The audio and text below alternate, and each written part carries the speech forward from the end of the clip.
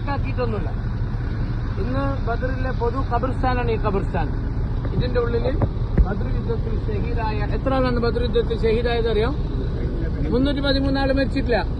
എത്ര ആള് മരിച്ചത്? 14 ആള് മാത്രം മരിച്ചത്. എത്ര ആള് ബദറിൽ ഷഹീദായത്? 14 ആള് മാത്രം. ആ 14 ആളെ പേര് വലിയ മാർബിൾ ഫലകത്തില് അപ്പുറം സർക്കിളിൽ എഴുതി വെച്ചിട്ട് നമുക്കത് വായിക്കാൻ പറ്റും. അവരെ അടക്കം ചെയ്ത ഖബർസ്ഥാനാണ് ഈ ഖബർസ്ഥാൻ. ഇസ്ലാമില് ആദ്യത്തെ യുദ്ധമാണ് ബദർ. മക്കയിൽ യുദ്ധം ഉണ്ടായിട്ടില്ല. മക്കയിൽ നബിതങ്ങൾക്ക് കഷ്ടപ്പാടും പ്രയാസമുള്ള കുറെ ഉണ്ടായിരുന്നു. പക്ഷെ യുദ്ധം ചെയ്യാനുള്ള അനുവാദം ഉണ്ടായിട്ടില്ല. മക്ക വിട്ട് മദീന വന്ന് മദീനയിലും റസൂലിനെ സ്വസ്ഥമായി ജീവിക്കാൻ മക്കക്കാർ സമ്മതിക്കുന്നില്ല. മദീന അറ്റാക്ക് ചെയ്യാൻ വേണ്ടിയിട്ട് അവർ വരികയാണ്. ആ വിവരമറിഞ്ഞ അള്ളാഹു റസൂലിനോട് പറഞ്ഞു വഴിയിൽ വെച്ചവരെ തടയണം. അങ്ങനെയാണ് ഇവിടുന്ന് തടയുകയും അവസാനം ഒരു യുദ്ധത്തിൽ അത് അവസാനിക്കുകയും ചെയ്തത്. നബിതങ്ങളോടൊപ്പം 313 ആള് ഒരു കച്ചവട സംഘത്തെ തടുക്കാൻ വേണ്ടിയിട്ട് വന്നതാണ്. പക്ഷെ അത് യുദ്ധത്തിൽ അവസാനം എത്തിപ്പോയി. അവരുടെ കൂട്ടത്തിൽ 1000 ആള്. ഒരിക്കലും ജയിക്കാൻ സാധ്യത ഉണ്ടായിരുന്നില്ല. പക്ഷെ നമ്മുടെ റസൂല് റമദാൻ 17 അന്ന് രാത്രി ആകാശത്തേക്ക് കൈകൾ ഉയർത്തി ഒരു ദുആ നടത്തിയത് ചരിത്രത്തിൽ കാണുന്നുണ്ട്. റസൂല് ദുആ ചെയ്ത് നിസ്കരിച്ച സ്ഥലത്താണ് അപ്പുറത്ത് പള്ളിയുള്ളത്. ഇത് ഖബർസ്ഥാൻ മാത്രമാണ്. യുദ്ധം നടന്ന മൈതാനം വേറെയാണ്. ആ പ്രാർത്ഥനയ്ക്ക് ഉത്തരം കിട്ടാൻ ഒരു പ്രഭാതം വരെ മാത്രമേ കാത്തു നിൽക്കേണ്ടിയിരുന്നുള്ളൂ. ആ രാവിലെ ആകാശത്ത് നിന്ന് 5000 മലക്കുകൾ വിശ്വാസികളെ സഹായിക്കാൻ വേണ്ടി ഇറങ്ങി. ജിബ്രീൽ അലൈഹിസ്സലാം പോലും കുതിരപ്പുറത്ത് യുദ്ധം ചെയ്യുന്നത് ഞാൻ കണ്ടു എന്ന് മുഹമ്മദ് റസൂലുള്ളാഹി സ്വല്ലല്ലാഹു അലൈഹി വസല്ലം. ജിബ്രീൽ പലപ്പോഴും വന്നിട്ടുണ്ട്. പക്ഷേ ഒരു യുദ്ധത്തില് മുസ്ലിമീങ്ങളെ സഹായിക്കാമെന്നത് ബദറിൽ മാത്രമാണ്. അബൂജഹലിന്റെ തല പോയത് ബദറിലാണ്. മക്കയിൽ അറിയപ്പെട്ട 70 നേതാക്കന്മാർ മരിച്ചത് ബദറിലാണ്. അവരെ കുഴിച്ചുമൂടിയ കിണർ ആ യുദ്ധ മൈതാനത്ത് നടുവിൽ നമുക്ക് കാണാൻ കഴിയും. നിങ്ങൾ നോക്കൂ, നമുക്കിവിടെ ആദ്യത്തെ ബാധ്യത എന്നറിയോ? നമുക്ക് ഇസ്ലാമിന് വേണ്ടി ഞാനും നിങ്ങളൊക്കെ ഇന്ന് മുസ്ലിം എന്നുള്ള അഡ്രസ്സിൽ ഇങ്ങോട്ടേക്ക് എത്താനുള്ള കാരണക്കാരറിയോ? ഈ 14 ആള് ജീവൻ കൊടുത്തതാണ്. അന്തെങ്ങാനും അവർ യുദ്ധം ചെയ്യാതെ പിന്മാറിപ്പോയിരുന്നെങ്കിൽ ലോകത്ത് ഇസ്ലാം ഇല്ല. ഇസ്ലാം അതോടെ അവസാനിക്കായിരുന്നു. ആ 14 ആളുകൾ നെഞ്ച് വിടർത്തി നബിതങ്ങൾക്ക് ധൈര്യം പകർന്ന് നബിയെ നിങ്ങൾ എന്ത് കൽപ്പിച്ചാലും ഞങ്ങളുണ്ട് എന്ന് പറഞ്ഞ് ഈ 313 ആൾക്കാരിൽ നിന്നു അവരുടെ കൂട്ടത്തിൽ 14 ആളുകൾ ഷഹീദായി.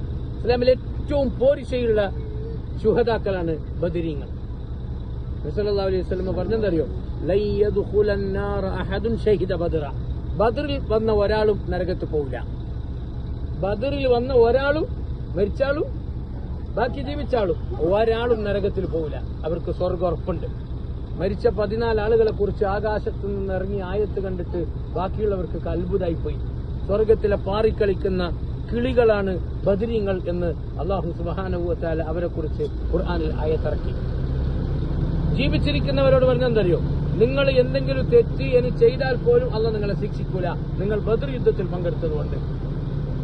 ഈ കാലത്ത് ബദർ യുദ്ധത്തിൽ പങ്കെടുത്ത പലരും പല തെറ്റും ചെയ്തു. പക്ഷേ അധികാരികൾ അവരെ ശിക്ഷിച്ചില്ല. കാരണം അല്ലാഹു പറഞ്ഞത് ബദറിൽ പങ്കെടുത്ത ആള് എന്ത് തെറ്റ് ചെയ്താലും ഞാൻ അവർക്ക് ശിക്ഷ കൊടുക്കൂല, ഞാൻ മാപ്പ് കൊടുക്കും. കാരണം അവർ ബദറിൽ പങ്കെടുത്തവരാണ്. അത്ര വലിയൊരു യുദ്ധമാണ് ഇസ്ലാമിലെ ബദർ. ആ ബദർ ശുഹദാക്കൾ അടക്കം ചെയ്ത ഖബർസ്ഥാനിൽ ആദ്യം നമുക്ക് അവരോടൊരു സലാം പറയാം. പറഞ്ഞോളൂ, അസ്സലാമു അലൈക്കും.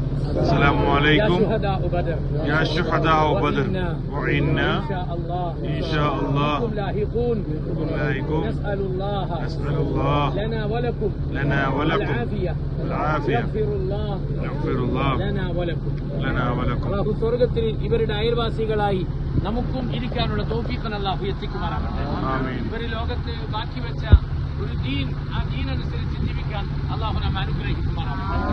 പ്രതിസന്ധിയിലും പ്രയാസത്തിന്റെയും ഒക്കെ സമയത്ത് ആകാശത്തേക്ക് കൈകൾ ഉയർത്തി അല്ലാഹ് എന്ന് വിളിക്കുന്ന ബദരീങ്ങൾ കാട്ടിത്തന്ന ഈമാനിനെ അല്ലാഹു നമുക്കും പ്രദാനം ചെയ്യുമാറാകട്ടെ. നമുക്ക് ഇൻഷാ അല്ലാഹ് പേരൊന്ന് വായിക്കാൻ വേണ്ടി ആ സർക്കിളിലേക്ക് പോവാം. ശരി. وأنتم أذلة فاتقوا الله لعلكم تشكرون صدق الله العظيم. നിങ്ങൾ ബദറിൽ അല്ലാഹു തീർച്ചയായും നിങ്ങളെ സഹായിച്ചിട്ടുണ്ട്. അന്ന് നിങ്ങൾ ദുർബലരായിരുന്നു. അതുകൊണ്ട് നിങ്ങൾ അല്ലാഹുവിനെ സൂക്ഷിക്കണം. അല്ലാഹു നിങ്ങൾക്ക് നന്ദി ചെയ്തേക്കാം എന്ന ഖുർആനിലെ ഒരു വചനമാണ് അവിടെ എഴുതി വെച്ചിട്ടുള്ളത്. പിന്നെ കാണുന്നത് അസ്മാഉ ശുഹദാഉ ഗസ്വത്ത് ബദർ. ബദർ യുദ്ധത്തിൽ ഷഹീദായവരുടെ പേര് തുടങ്ങുന്നത് ഉമൈർ ഇബ്നു അബി വഖാസ്, അവിടുന്ന് അങ്ങനെ തുടങ്ങിയിട്ട് ഔഫ് ഇബ്നുൽ ഹാരിസ് എത്ര ആളുണ്ട് ഇതിന്റെ ഇടയിൽ നോക്കി 1 2 3 4 5 6 7 8 9 10 11 12 13 14 ഇവരാണ് ബദർ ഷഹീദായ ആൾക്കാർ. ഇത്ര ആൾക്കാരാണ് ബദറിൽ ഷഹീദായി. യുദ്ധത്തിൽ പങ്കെടുത്തത് 313 പേർ. അതിൽ മരണപ്പെട്ടത് 14 പേർ.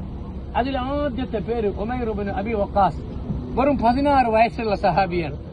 ഞാൻ നോക്കിയത് സഅദ് ഇബ്നു അബി വഖാസ് എന്ന് പറയുന്ന സ്വർഗം കൊണ്ട് സന്തോഷ വാർത്ത അറിയിച്ച 10 സഹാബികളുണ്ട്. അശറത്തുൽ മുബശ്ശിരീൻ. ആ സഅദിന്റെ സഹോദരനാണ് ഉമൈർ, ബ്രദർ, അനിയൻ. 16 വയസ്സ് യുദ്ധത്തിന് വന്നത്. നബി സല്ലല്ലാഹു അലൈഹി വസല്ലം തങ്ങൾ ആ സഹാബിയെ തിരിച്ചയച്ചിരുന്നു. പ്രായം ചെറുത്, യുദ്ധത്തിൽ വരണ്ടാണ്. പക്ഷെ റസൂലിന്റെ കൈ പിടിച്ചിട്ട് എന്നെ തിരിച്ചയക്കരുത് നബിയെ എന്ന് പറഞ്ഞ് കരഞ്ഞപ്പോ റസൂൽ എന്ത് ചെയ്തു? കൂടെ കൂട്ടി. ബ്രദർ പിന്നെ സഅദ് ഇബ്നു അബി വഖാസും യുദ്ധത്തിനുണ്ട്.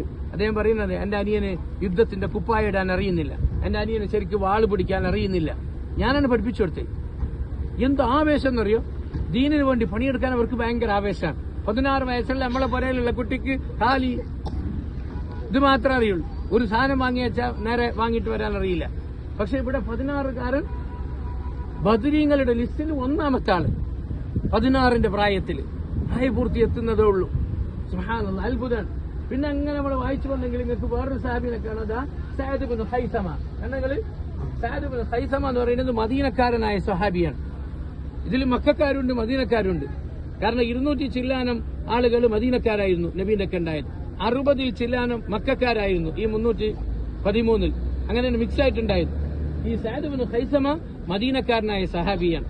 ഇസ്ലാം സ്വീകരിച്ചിട്ട് വെറും 1.5 വർഷം മാത്രം പ്രായമായിരുന്നു. ബദറിലേക്ക് റസൂൽ വിളിച്ചപ്പോ വാപ്പയും വന്നു, മകനും വന്നു. റസൂൽ പറഞ്ഞു ഒന്നെങ്കിൽ വാപ്പ അല്ലെങ്കിൽ മകൻ, രണ്ടാളും വിട്ടുകൊടുക്കുന്നില്ല. റസൂൽ പറഞ്ഞു നറുക്കിടണം. നറുക്കിട്ടപ്പോ നറുക്ക് വന്നത് മകനാണ്. മകനോട് വാപ്പ പറഞ്ഞു ഞാൻ പോവാൻ മോനെ, ഈ ചാൻസ് എനിക്ക് തരണം. മകൻ വിട്ടുകൊടുത്തില്ല. അങ്ങനെ ഇസ്ലാമിന് വേണ്ടി ആവേശത്തോടു കൂടി വന്ന് ബദറിന്റെ വിരിമാറിൽ ഷഹാദത്ത് വരിച്ച സഹാബിയാണ് സഅദ് ഇബ്നു ഖൈസമ. നിങ്ങൾ അവസാനം നിങ്ങൾക്ക് മറ്റൊരു പേര് കൂടി കാണാം, ഉമൈർ ഇബ്നുൽ ഹമാം. ബദർ യുദ്ധം നടക്കുമ്പോൾ സ്വർഗത്തിന്റെ മണം എന്റെ മൂക്കിലേക്ക് അടിക്കുന്നു എന്ന് റസൂലിനോട് പറഞ്ഞ സഹാബിയാണ്.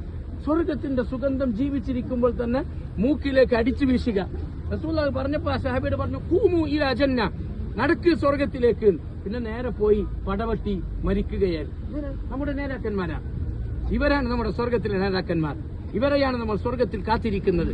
നമുക്ക് അവരോടൊപ്പം ചേരാൻ കഴിയണം. ഇനി നമ്മൾ ആദ്യം വേണ്ടെന്നറിയോ, അവര് ഈ ബദറിന്റെ വിരിമാറിൽ ആകാശത്തേക്ക് പാതിരാത്രി കൈകൾ ഉയർത്തി ദുആ ഇരുന്നതുപോലെ ജീവിതത്തിലെ പ്രതിസന്ധിയിലും പ്രയാസത്തിലും അല്ലാഹ് എന്ന് വിളിക്കാനുള്ള കരുത്ത്, ഈമാനികമായ കരുത്ത് നമുക്ക് വേണം. എപ്പോഴും കൈകൾ മുകളിലേക്ക് ഉയരണം. കൈകൾ ഭൂമിക്കടിയിലേക്ക് അടക്കപ്പെട്ടവരിലേക്ക് ഉയരുന്ന അവസ്ഥ ഒരിക്കലും ഉണ്ടാകാൻ പാടില്ല. ഭൂമിക്കടിയിലുള്ളവരിലേക്കല്ല, 7 ആകാശങ്ങളുടെ മുകളിൽ അർശിൽ ഉപവിഷ്ടനായ നാഥനിലേക്ക് കൈകൾ ഉയർത്തണം. അല്ലാഹു നമ്മെ അനുഗ്രഹിക്കുമാറാവട്ടെ. അസ്സലാമു അലൈക്കും വറഹ്മത്തുള്ളാഹി വബറകാതുഹു.